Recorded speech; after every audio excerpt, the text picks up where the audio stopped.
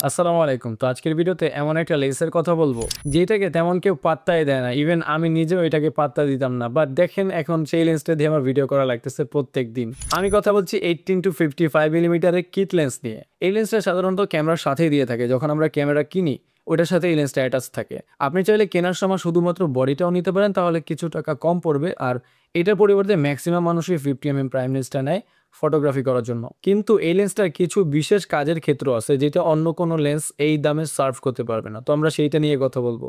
তো চলুন শুরু করা যায়। প্রথমে একটা জিনিস ক্লিয়ার করে নিই, আপনার যদি এইরকম এক্সপেকটেশন থাকে যে আপনি ছবি তুলবেন অথবা ভিডিও করবেন, আপনার ব্যাকগ্রাউন্ড পুরো ব্লার হয়ে যাবে, অর্থাৎ খুবই প্রফেশনালি দেখাবে, একদম ব্লার, কিছু দেখাচ্ছে না পিছনে, এইরকম এক্সপেকটেশন নিলে আপনারা 18-55 মিলিমিটার আপনাদের তালিকায় রাখা উচিত হবে না। এটা সব থেকে ইফেক্টিভ ব্যবহার হচ্ছে আপনি যদি ভিডিও বানান ইনডোরে, আমার মতো, আপনার যদি আমার মতো ছোটোখাটো হয়, তাহলে একটা প্রবলেম ফেস করবেন যে দেখবেন যে আপনি যদি বড় ফ্রেম নিতে চান সেক্ষেত্রে এটা পসিবল হচ্ছে না। এই ক্ষেত্রে 18-55 মিলিমিটার লেন্স আপনাকে অনেক হেল্প করতে পারবে। দেখতেছেন আমি এখন ভিডিও বানাচ্ছি 18-55 মিলিমিটার লেন্সেই বানাচ্ছি।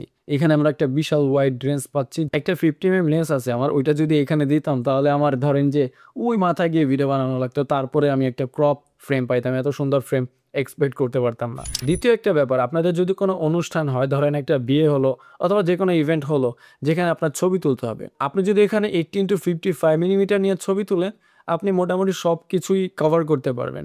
মানে সব ফ্রেমই আপনি নিতে পারবেন, সিঙ্গেল ফটো ক্লিক করতে পারবেন, গ্রুপ ফটো ক্লিক করতে পারবেন। এটার পরিবর্তে আপনি যদি 50mm ইউজ করেন, তাহলে দেখবেন কি সিঙ্গেল ফটো কোনোভাবে তুলতে পারতেছেন, বাট গ্রুপ ফটো তুলতে গিয়ে দেখবেন পাগল হয়ে গেছেন। অনেক দূর থেকে হয়তো নিতে পারবেন 2-3 জনের ছবি, বাট ম্যাক্সিমাম টাইমে আপনি গ্রুপ ফটো তুলতে পারবেন না। আপনি যদি পার্সোনালি কোনো ইভেন্ট কভার করতে চান, সেক্ষেত্রে 18-55 মিলিমিটার আপনাকে অনেক ভালো হেল্প করবে। এই লেন্সটার উপরের দিকে দুইটা বাটন পাবেন, একটা স্টেবিলাইজেশন অন এবং অফ করার বাটন, আর একটা হচ্ছে অটো ফোকাসের বাটন, যেটা আপনি অন অফ করতে পারবেন।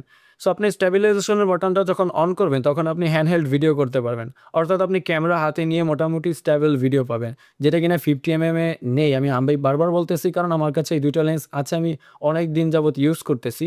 সো আপনার যদি ওইটা দিয়ে বা যে কোনো প্রাইম লেন্স দিয়ে ভিডিও করতে চান যেটা স্টেবিলাইজেশনের কোনো সিস্টেম নাই, সেটা আপনারা খুবই বেগ পোহাতে হবে। অনেকে আছে যারা ভ্লগিং করে এবং স্টার্ট করে ক্যামেরা দিয়ে, সেক্ষেত্রে একটা ওয়াইড অ্যাঙ্গেল লেন্স কিন্তু মাস্ট দরকার। সাধারণত ওয়াইড অ্যাঙ্গেল লেন্সের অনেক দাম হয়ে যায়। সেক্ষেত্রে আপনার যদি 18-55 মিলিমিটার নেন, এখানে আপনারা সর্বনিম্ন 18তে ওয়াইড একটা রেঞ্জ পাচ্ছেন, যেটা দিয়ে আপনারা শুরু করার জন্য মোটামুটি একটা ওয়াইড কাভারেজ পেয়ে যাবেন। সো আপনি যদি এটা দিয়ে ভ্লগিং করতে চান, তাহলে কেমন স্যাম্পল পাবেন আমি আপনাদের একটা ফুটেজ দিতেছি, তাহলে বুঝতে পারবেন। আপনি যদি এটা ভ্লগিং করার জন্য নিতে চান, অনেকে আছে ক্যামেরা দিয়ে ভ্লগিং স্টার্ট করতে চান, তাহলে আপনারা এই ধরনের একটা পাবেন, ভিডিও স্যাম্পল পাবেন। সো এখানে আমি 18-55 মিলিমিটার কিট লেন্সটা ইউজ করতেছি, যেটা এটার সাথেই দিয়ে থাকে, মানে ম্যাক্সিমাম ক্যামেরার সাথেই দিয়ে থাকে। সো এখন অলমোস্ট 11টার মতন বাজে বা 10টা, সাড়ে 10টা বাজে।